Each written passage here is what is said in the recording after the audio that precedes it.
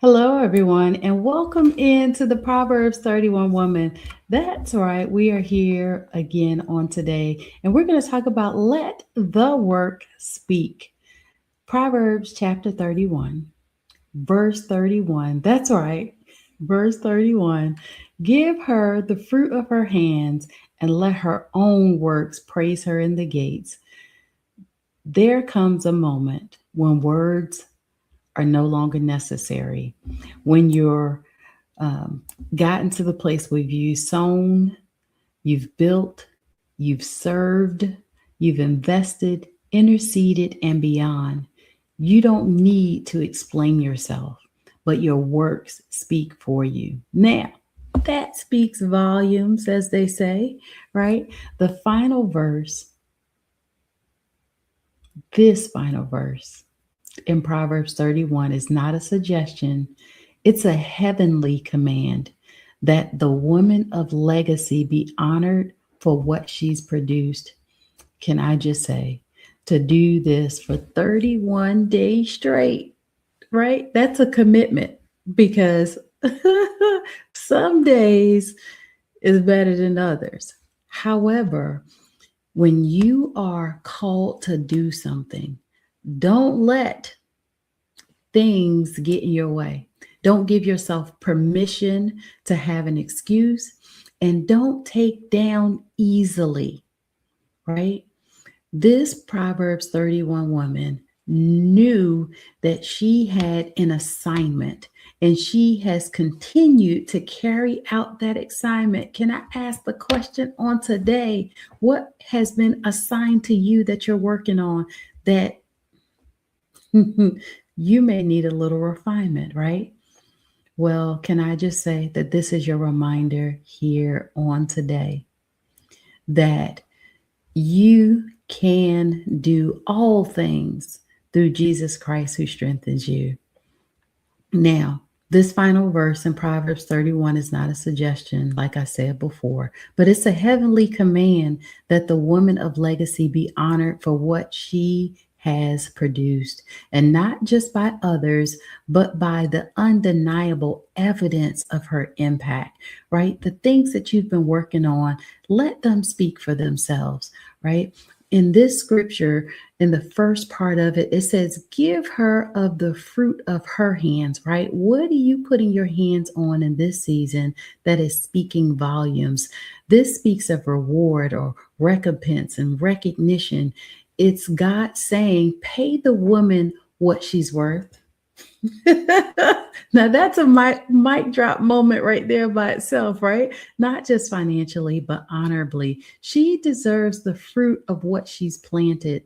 She birthed vision and stewarded well. She worked quietly and created a generational shift. She managed her home and impacted nations. She poured into others and now harvests joy, happiness, peace, long suffering, patience, right? It's a biblical right that the Proverbs 31 woman receive the fruit, that the outcomes, the rewards, the testimonies of her labor, right? And in one part of the scripture, we talked about let others praise you, right? This verse is a reminder that legacy work does not go unnoticed by God, even when it feels unseen by man, because it's going to happen.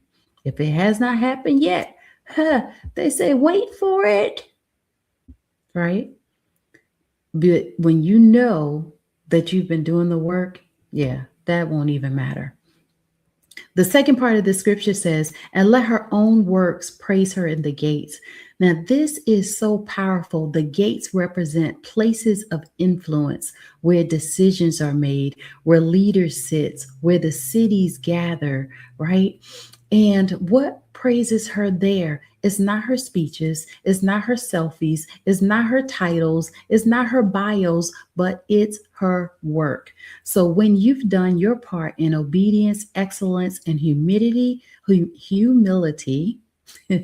you won't have to beg for validation. Your work will testify for you in rooms you haven't even entered.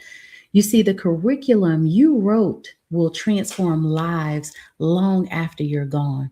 The children you raise will be evidence of your impact because it starts in the home first. The business you built ethically will shine like a city on a hill. You don't have to worry about it. The prayers you prayed in secret will manifest themselves publicly. This is legacy leadership at its peak.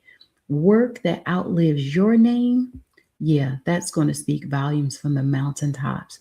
And our modern day revelation for today is this: many women spend their lives explaining their greatness. The Proverbs 31 woman simply executes it, right?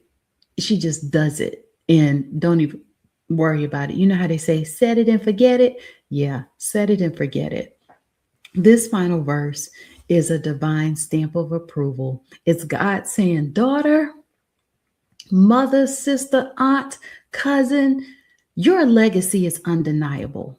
Woman of greatness, your legacy is undeniable. Leader, CEO, entrepreneur, your legacy is undeniable. And you've got to know that. You got to be confident and proud in that. Don't let nobody take that away from you. Let your consistency be your resume. Let your impact be your reference, and let your fruit be your applause. Because when nobody else is applauding for you, let your work speak for itself. Because when the work is real, the gates will open on their own, right? You don't have to work hard for greatness. You don't have to work hard for stamps of approval. You just have to do the work. You have to be consistent in doing the work. And of course, I want to give you a modern day story because I was getting a little hype there, right? Getting a little excited about this. We're going to talk about Angela on today. A woman in her 50s, had no social media following, no viral content, and no fancy resume, but she spent 30 years mentoring teen girls in her communities, leading prayer calls, helping women launch businesses, and quietly funding scholarships. One day, a young woman she mentored became a CEO, and she brought Angela into the White House as a consultant for a national women's leadership initiative. Angela didn't apply. She was discovered. Why? Because her work has been praising her in the gates. Can I just say, somebody is looking for you right now, for the gifts that you have, for the wisdom that you have. They need your help. Allow them the opportunity to connect with you, to spend time with you, to learn from you, to glean from your wisdom, glean in your garden of information. Allow that to happen. Make yourself findable. Many of us have gifts upon gifts upon gifts, like we bad to the bone, right? Our shadow is bad, right? How they say your shadow is saved. Yes, your shadow has excellence in it, but nobody can find you because you're in darkness, you're hidden, you're in obscurity. Can I say you can fix that by telling the world who you are, what you do, and why you do it? Take the time to do that on today. That's not even a part of this challenge, but I'm challenging you to do that on today. Our daily takeaway is this: your fruit doesn't lie.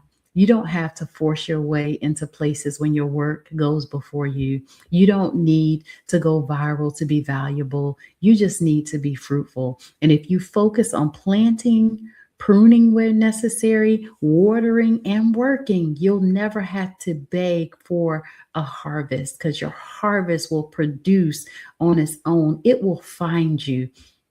And I believe that harvest is looking for you right now. So here's your legacy activation. Number one is going to be audit your fruit, right? What in your life is producing results right now? I want you to talk about all that good stuff, right? And then, of course, we want to talk about what needs more attention and some pruning on the other side. And circle one and get to work, right? On the pruning side. Number two, honor your hands. Reflect on things you've created or completed. Celebrate what you've birthed, even if no one else sees it, right? Many of us do a lot of things in secret. Can you just say, I did that, and walk away from it, right? It's just, you don't have to relish there, but be okay with knowing that you've produced greatness in the earth. And number three, speak legacy of yourself. Stop waiting for others to validate you, to speak praise over your own work through the lens of purpose, right? You are amazing. And I know it, and I'm sure others know it, but I want you to know it. Be proud of that. And your journal prompts is this: number one, what work of mine will outlive me? You know what that is. Go ahead and write that down. Number two, where is God calling me to build that I've been overlooking? Don't continue to overlook it, but write down whatever that area is and get to work. And how can I let my work speak louder than my words in this season? Ask God for the wisdom on how you can get that done. I do believe that He will give you clarity in this season to be able to do that.